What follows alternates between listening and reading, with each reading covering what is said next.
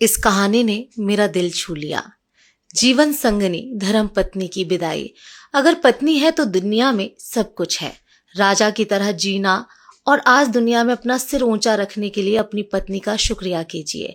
आपकी सुविधा असुविधा आपके बिना कारण के क्रोध को संभालती है, तुम्हारे सुख से सुखी है और तुम्हारे दुख से दुखी है। आप रविवार को देर से बिस्तर पर रहते हैं, लेकिन इसका कोई रविवार या त्योहार नहीं होता है। चाय लाओ, पानी लाओ, खाना लाओ, ये ऐसा है और वो वैसा है। कब अकल आएगी तुम्हें, ऐसे ताने मारते हैं।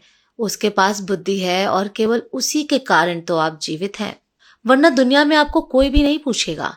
अब जरा इस स्थिति की सिर्फ कल्पना करें। एक दिन पत्नी अचानक रात को गुजर जाती है। घर में रोने की आवाज आ रही है। पत्नी का अंतिम दर्शन चल रहा था। उस वक्त पत्नी की आत्मा जाते जाते जो कह रही है उसका वर्णन। मैं अभी जा रही हूँ, अब फिर कभी नहीं मिलेंगे, तो मैं आज जा रही हूँ। जिस दिन शादी के फेरे लिए थे उस वक्त साथ साथ जिएंगे ऐसा वचन दिया था, पर अचानक अकेले जाना पड़ेगा ये मुझको पता नहीं था। मुझे जाने दो। अपने आंगन में अपना शरीर छोड़कर जा रही हूँ। बहुत दर्द हो रहा है मुझे, लेकिन मैं मजबूर हूँ। अब मैं जा रही हूँ। मेरा मन नहीं मान रहा, पर अब मैं कुछ कर नहीं सकती। मुझे जाने दो। बेटा और बहू रो रहे हैं, देखो। मैं ऐसे नहीं देख सकती और उनको दिलासा भी नहीं दे सकती हूँ। पोता बाबा बाबा कर रहा है, उसे शांत करो। बिल्कुल ध्यान नहीं दे रहे हैं। हाँ, और आप भी मन मजबूत रखना और बिल्कुल ढीले ना हो। मुझे जाने दो। अभी बेटी ससुराल से आएगी और मेरा मृत शरीर देखकर बहुत रोएगी, तब उसे संभालना और शांत करना।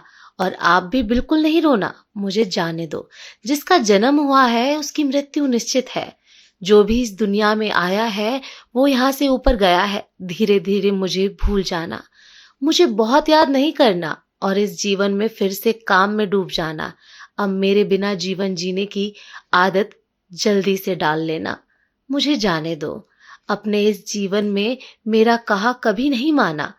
अब जिद छोड़कर व्यवहार में विनम्र रहना। आपको अकेला छोड़कर जाते मुझे बहुत चिंता हो रही है, लेकिन मैं मजबूर हूँ। मुझे जाने दो। आपको बीपी और डायबिटीज है, गलती से भी मीठा नहीं खाना, अन्यथा परेशानी होगी। सुबह उठते ही दवा लेना ना भूलना। चाय अगर आपको देर से मिलती है तो बहू पर गुस्सा ना करना। अब मैं नहीं हूँ यह समझकर जीना सीख लेना। मुझे जाने दो। बेटा और बहू कुछ बोलें तो चुपचाप सब सुन लेना। कभी गुस्सा नहीं करना, हमेशा मुस्कुराते रहना, कभी उदास नहीं होना। मुझे जाने दो। अपने बेटे के साथ खेलना, अपने दोस्तों के साथ समय बिताना। अब थोड़ा धार्मिक जीवन जिए ताकि जीवन को संयमित किया जा सके। अगर मेरी याद आए तो चुपचाप रो लेना, लेकिन कभी कमजोर नहीं होना। मुझे जाने दो। मेरा रूमाल कहाँ है, मेरी चाबी कहाँ है? अब ऐसे चिल्लाना नहीं, सब कुछ ध्यान से रखने और याद रखने की आदत डालना। सुबह और शाम नियमित रूप से दवा ले लेना। अगर बहू भूल जाए तो सामने से याद कर लेना, तो भी खाने को मिले प्यार से खा लेना और गुस्सा नहीं करना। मेरी अनुपस्थिति खलेगी पर कमजोर नहीं होना। मुझे जाने दो। बुढ़ापे की छड़ी भूलना नहीं और धीरे धीरे से चलना। यदि बीमार हो गए और बिस्तर में लेट गए तो किसी को भी सेवा करना पसंद नहीं आएगा। मुझे जाने दो।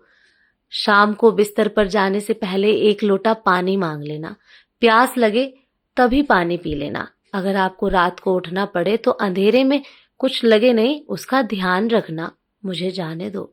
शादी के बाद हम बहुत प्यार से साथ रहे, परिवार में फूल जैसे बच्चे दिए। अब उस फूलों की सुगंध मुझे नहीं मिलेगी। मुझे जाने दो। उठो, सुबह हो गई, अब ऐसा कोई नहीं कहेगा। अब अपने आप उठने की आदत डाल देना, किसी की प्रतीक्षा नहीं करना। मुझे जाने दो। और हाँ, एक बात तुमसे छुपाई है, मुझे माफ कर देना। आपको बिना बताए बाजू की पोस्ट ऑफिस में बचत खाता खुलवाकर 14 लाख रुपए जमा किए हैं। मेरी दादी ने सिखाया था, एक एक रुपया जमा करके कोने में रख दिया। इसमें से 5-5 लाख बहू और बेटी को देना और अपने खाते में 4 लाख रखना अपने लिए। मुझे जाने दो। भगवान की भक्ति और पूजा करना भूलना नहीं। अब फिर कभी नहीं मिलेंगे। मुझसे कोई भी गलती हुई हो तो मुझे माफ कर देना। मुझे जाने दो।